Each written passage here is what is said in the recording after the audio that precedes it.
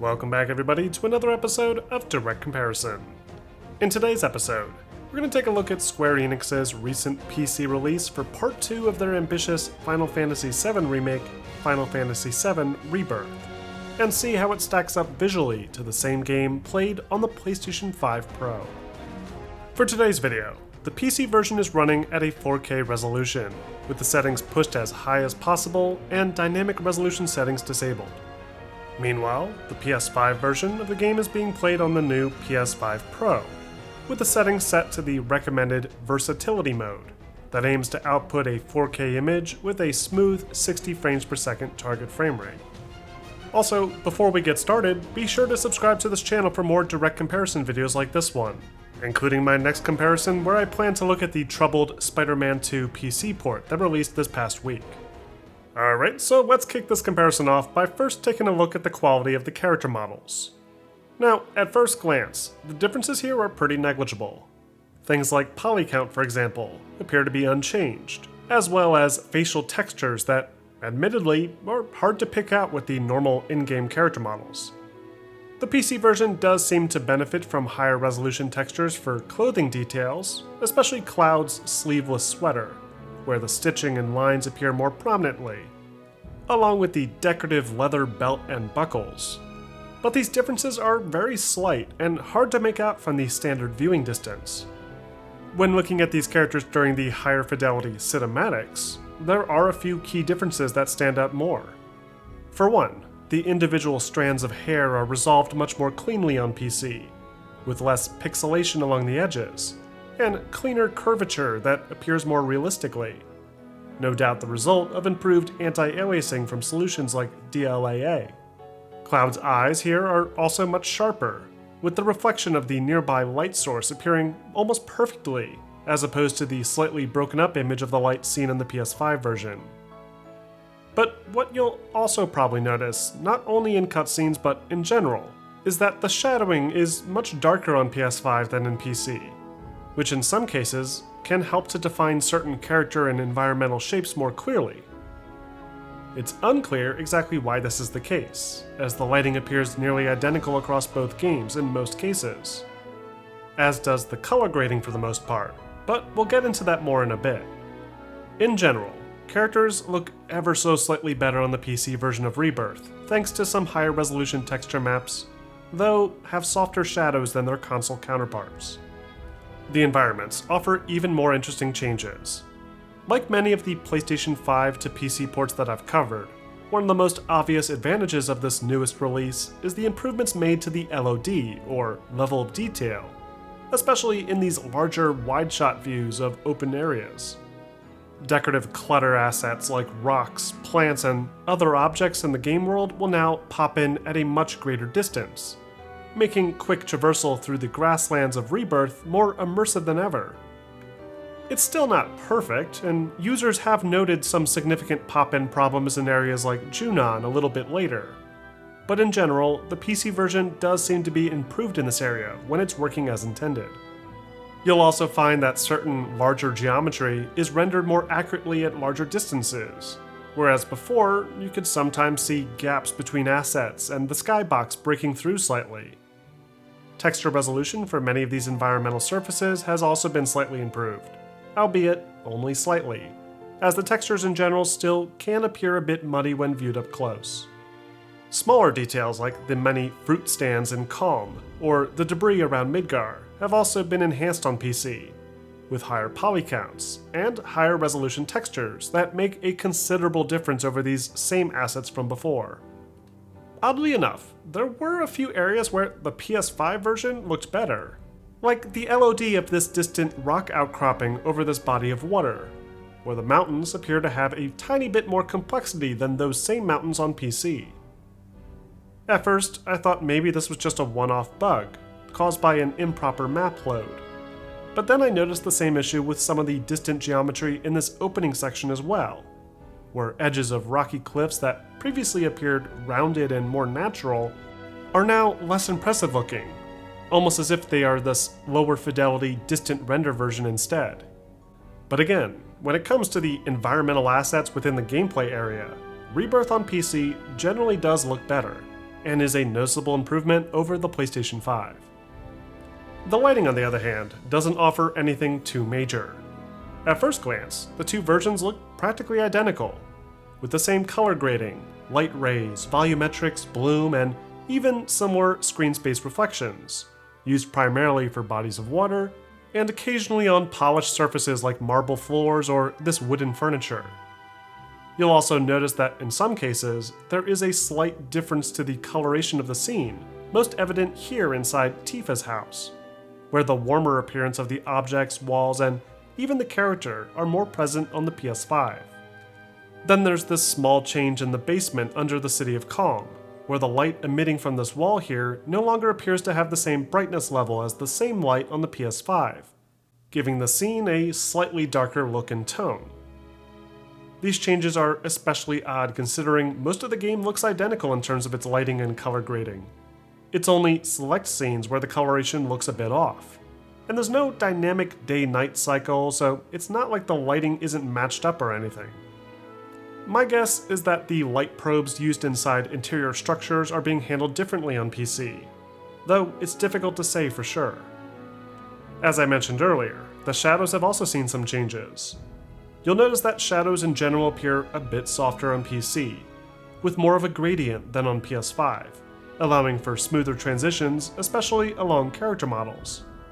This helps make some of the more detailed objects like the geometry of this tree trunk stand out more realistically on PC, with these softer shadows allowing more of that detail to come through than what was previously cast in a much harsher shadow before.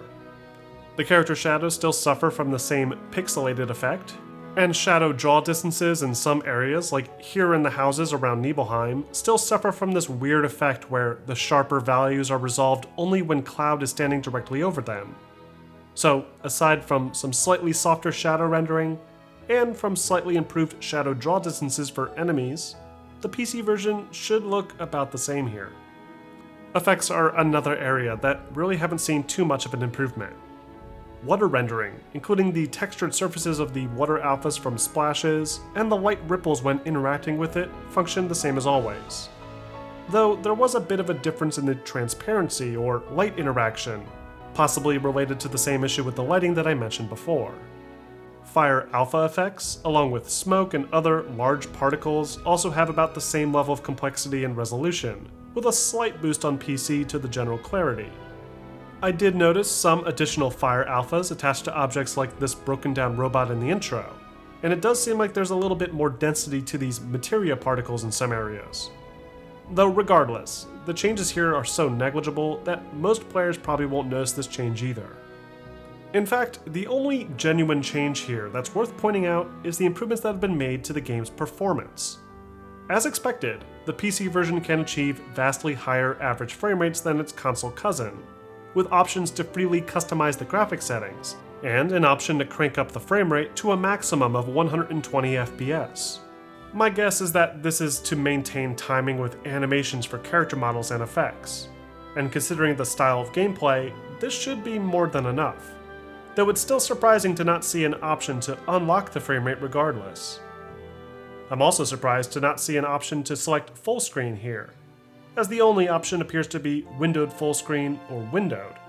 Meanwhile, on the PS5 Pro, we now have access to the newer versatility mode that targets a frame rate of 60 frames per second. Thanks to its unique upscaling solution PSSR, the PlayStation 5 Pro can do this while also displaying at a 4K resolution too.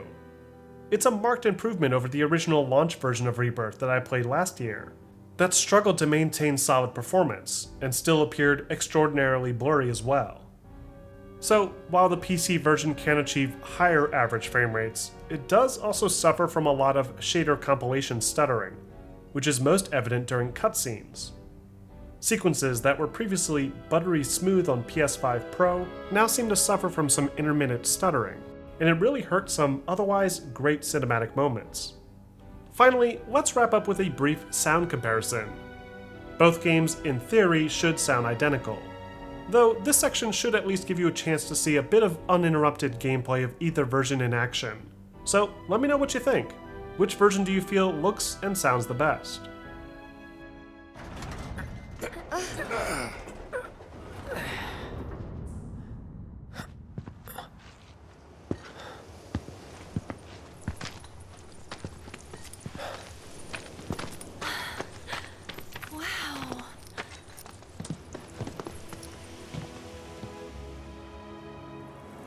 Just look at it all. It's so green.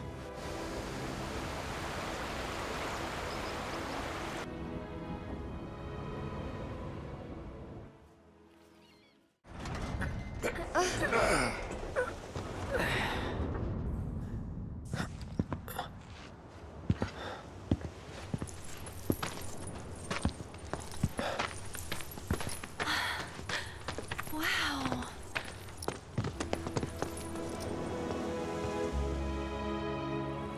Just look at it all. It's so green.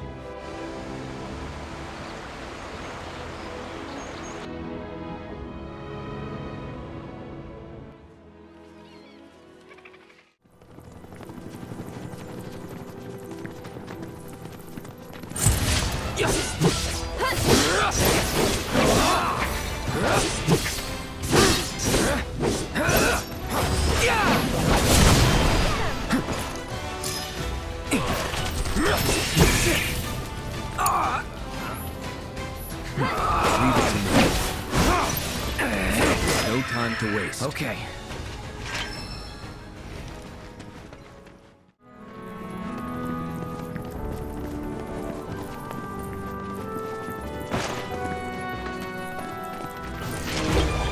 That was close.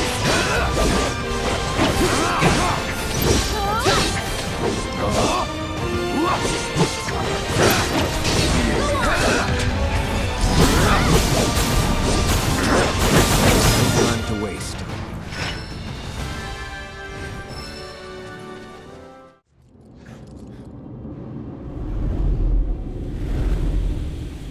What?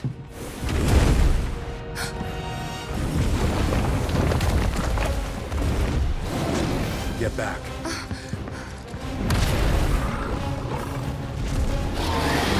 This way. You said you wanted to be a hero. Wish I hadn't. It thinks we're after material. Someone should tell it we're not. Come on. Be my guest.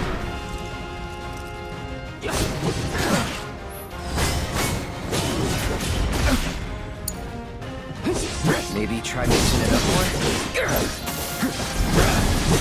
Try to mix it up a little. Gotta...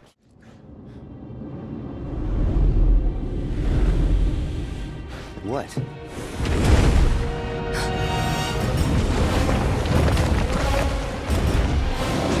Get back.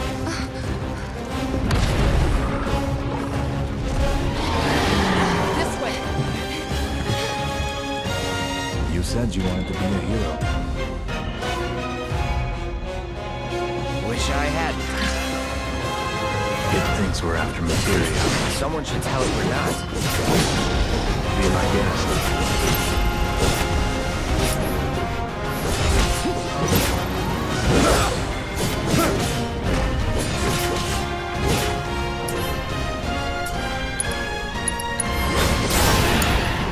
Maybe try mixing it up more? Try to mix it up a little.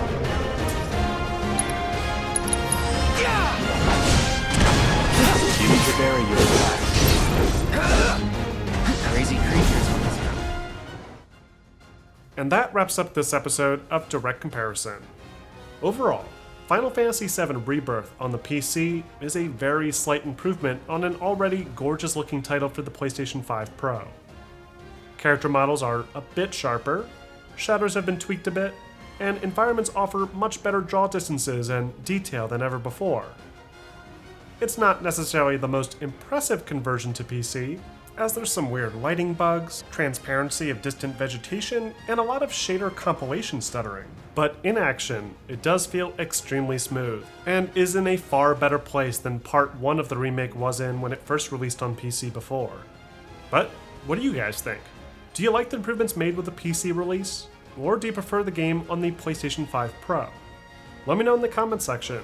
And don't forget to like and subscribe for more content like this posted every week.